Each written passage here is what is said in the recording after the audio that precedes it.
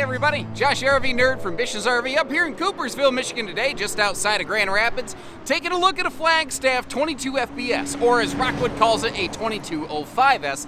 Two names for the exact same RV, by the way. Anyway, what does this RV have to offer? This is like a big brother to the 2109 Rockwood, which has a camp queen bed, which has a smaller front pass-through, which has just a jackknife sofa.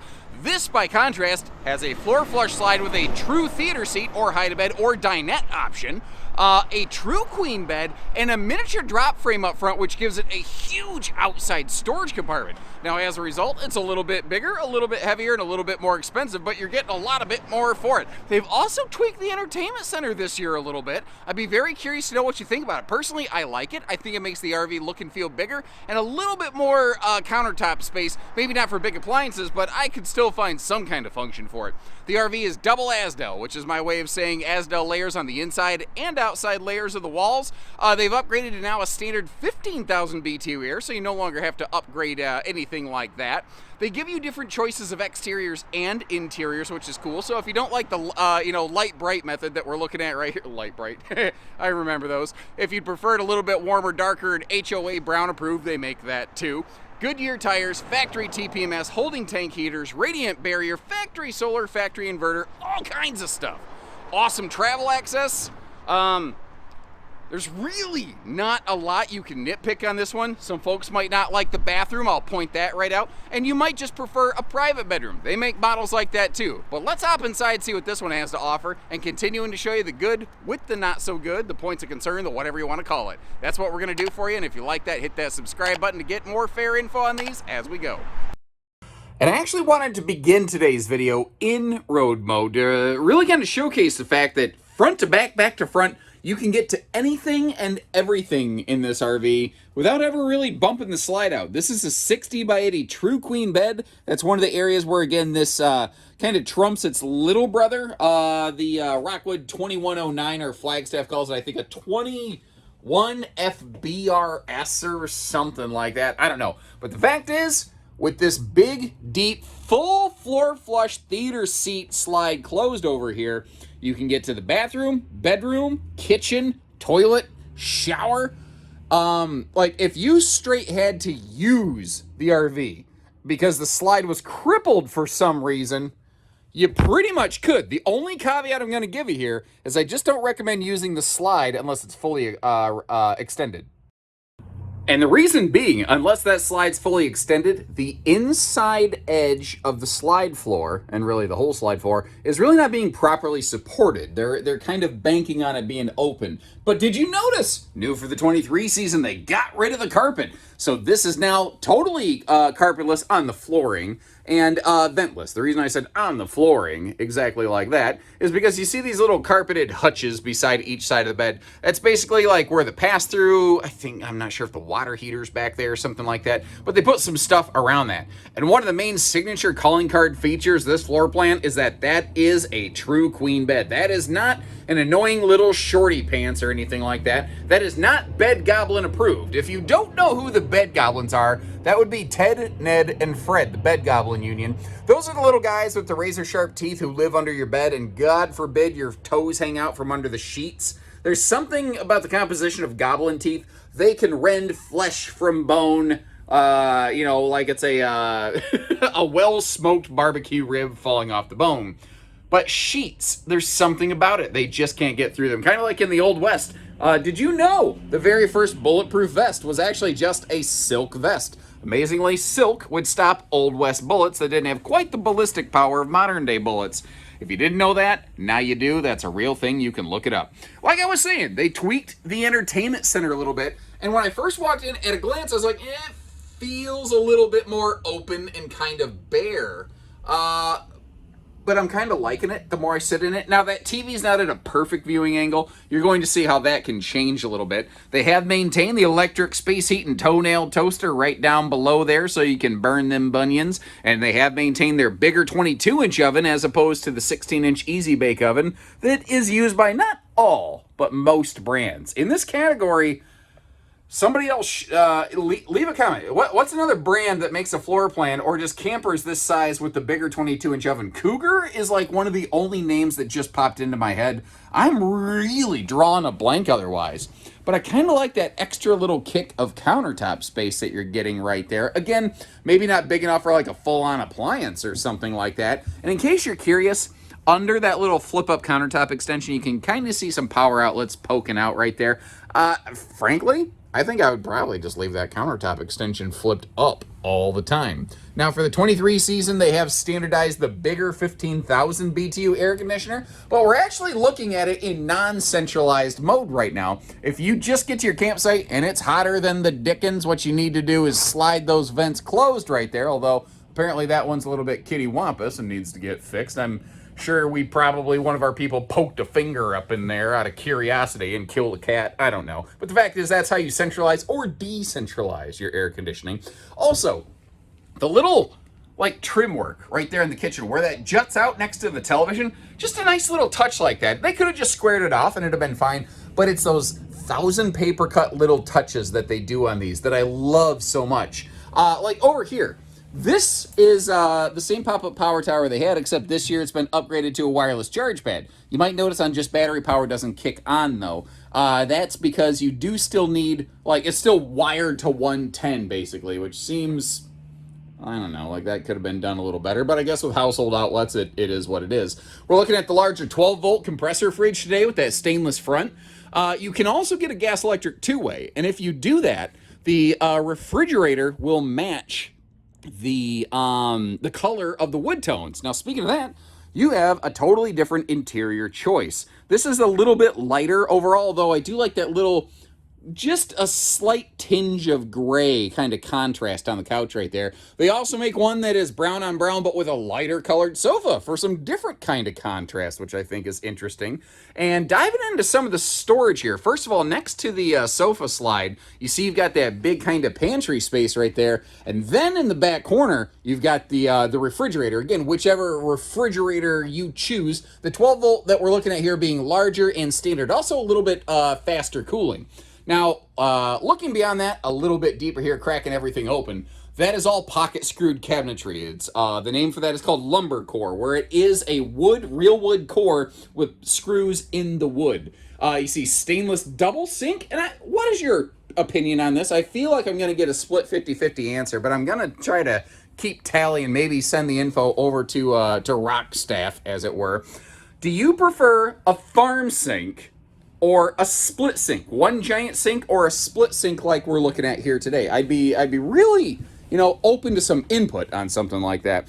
Now, you do have a couple seating swaptions available over here. The default standard on this is what we're looking at today with the theater seat, but they use a little bit larger theater seat. Like, you can't just swap. People go, why don't other brands use the same theater seat that Rockwood does, where it has it's cuddle compliant, it has the flip up down armrest, and the fact is you can't. It's wider. So they have to build around that a little bit. The cool thing is they actually built and sized that slide out, being able to accept a little bit bigger dinette. So what that means is that you can sub in the cuddle compliant theater seat here with a little bit of space on either side, maybe for some TV trays or Monopoly boards, although you saw it also does have its own little hideaway Dinofa table. Or you could go hide-a-bed if you want some guests. By the way, the hideaway Dinofa table, again, I try to be fair. I try to give you the most reasonable, complete understanding of things I possibly can.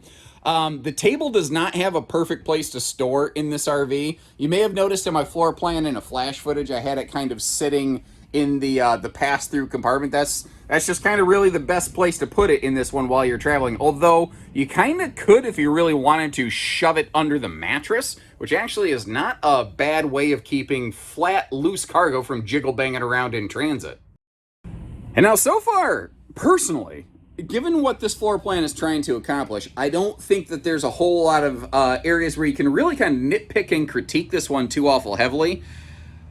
The bathroom is probably going to be the most frequently things cited as a potential deal breaker.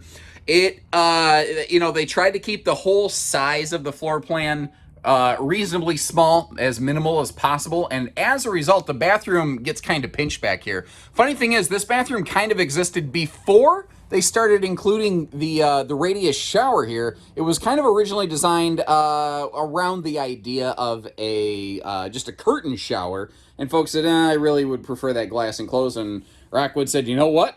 You want it, we gonna do it. But as a result, the elbow room and stuff does get a little bit tight in here. Now, I didn't even turn on the lights in the bathroom. That skylight is just kicking serious butt in there today. And the headroom in this with the vaulted ceiling and the skylight, if you're a little over 6 foot like me, I can stand in it. But again, folks who are a little bit wider, who have longer arms, the elbow room in the shower might be a bit of a trick. You may have noticed too, we do not have the 4-inch fart fans in these. That is a factory standard bigger vent fan. You can also option a second one of those above the front bed, by the way, which is kind of interesting. Over here in the shower, you got the AquaView Shower Miser water saver system, and the little, soap caddy, basically, so that if you're, since there's not a whole lot of room to do some elbow work in that shower, they kind of want to make sure that you, you aren't trying to bend over and cracking your head and knocking yourself out and sitting there and, flooding your camper. That would be a bit... Remember that movie, Captain Ron, when they get stuck in the shower? Now, we are backlit to beat the band. Apologies there, but thankfully that doesn't stop us from taking another look at the weights and measures here and talking about towing. What's it going to take to haul this sucker down the road? Considering the shorter length of this RV, the torsion suspension system, which is pseudo-independent, not truly independent, but operates, it's not a leaf spring. It works in a little bit different way, and it rides and handles very, very nicely. And the fact this thing tops out at a maximum of about 6,800 pounds, I think this is a pretty good option for a lot of half-ton towing out there. Now, whenever I get into these mini light and micro light trailers, there's a ton of people that ask, what about, can my tow package Tacoma handle this? Technically, you could have a tow package Tacoma that is rated for just enough to cover the GVW of this. So, does that mean that would be a good, safe pairing for a camper like this?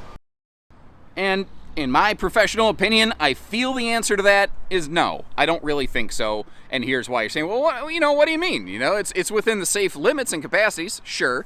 But let's say somebody could deadlift, like leg press 300 pounds. Okay, they can do it. But now ask them to literally walk around doing that all day. And you see very quickly how they're going to wear out. Now, vehicles and human beings are not exactly the same in terms of being gym rats, but I think you understand what I'm kind of getting at right there. Outside TV hookups right below that decal. Now, the RV comes with that handy little shelf table thing to give you a place to set your platter and your tongs when you're working on the griddle over here, although you don't want a griddle, just leave it at home. Leave it in the box. What I do, I see people sometimes on groups, Facebook groups go, I threw mine away. Why would you throw that away? If you don't want it, just hold on to it and, include it if you ever trade or resell the camper. Just sell it online or something like that. Now, once again, not a leaf spring system. That is a torsion axle and suspension system. And if you don't know what that means, basically leaf springs, you compress them when you put weight on them. They try to spring back up. So when you're going around a corner, they actually are trying to pull you off the road. Whereas the torsion suspension system does basically the exact opposite of that, and it will try to keep the RV flat and level, and it will basically just handle far, far better. Now, you saw how it does have a ladder up top, giving you a little bit of a look up there. You see how anytime you get the fans in these, you get the Fajita Friday Fume Fighters 0 4-inch fart fans from the Rockstaff family of campers. Again, larger air conditioner standard. That is obviously a walkable roof, but it's fully laminated. It is so solid up there. And did you notice the cleanliness of the workmanship, of the sealants and whatnot? I love getting up on the roofing from this company because their work is just cleaner, nicer, done better. It is just Rockstaff doing Rockstaff things. Now let's talk construction real quick. This is a 6-sided aluminum framed RV. The roof, the sidewalls, the slide walls, the front and the rear walls are all laminated. It's actually a 1-inch laminated wall behind the nose cap with a radiant barrier that runs down the nose and then through the underbelly. And you know what? It looks really neat and showy to walk up here and hammer fist those things like a UFC fighter. Doesn't really mean a hill of beans of difference. It sure does look neat doing that, though. Over here, we have oh, I didn't finish talking about construction. My apologies. The floor, though. The floor is not laminated. Rockwoods had started developing a couple soft spots in some laminated flooring a few years ago in isolated cases. But you know what? It happened. And they said, nuh-uh, we're not doing that. We're not playing that game. So what they did is they swapped away from their laminated floor. They maintained aluminum framework, and they went to a 5/8 tongue and groove plywood floor decking. And if you'd actually like to see these things put together, I've got a video for that. So when I mentioned this one has a little brother, if you want something a little bit smaller and lighter, maybe this is just a little bit too much for your vehicle, they make something like that too. I'll also leave you a couple links, obviously, to check for pricing and availability off the Rockwood and Flagstaff versions. If we have one in stock, it'll be right there at our website, and as long as there's nothing pending on it, it'll have a price right there for you. Short of that, let me know what you think about it. They didn't really change this one a whole lot, and I ain't mad at it. I'm glad they just left good enough alone for the most part, although again, I'm not unhappy about the entertainment updates, but that's me. You let me know what you think, and until next time, take care, stay safe, have fun, and happy camping, everyone.